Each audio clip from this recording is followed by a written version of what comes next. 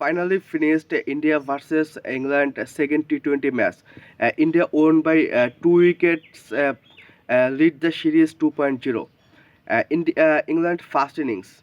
Josh Butler 45-30 ball, 150 150 strike rate. Brandon says 170 ball, 30 runs, 182 strike rate. Akshar Patel, Indian bowling side, 32 for 2 wickets. India second innings. Tilak Verma, 55th ball, 72 runs, 130 strike rate. Uh, Washington Sundur, 190 ball, 26 run, 136 strike rate.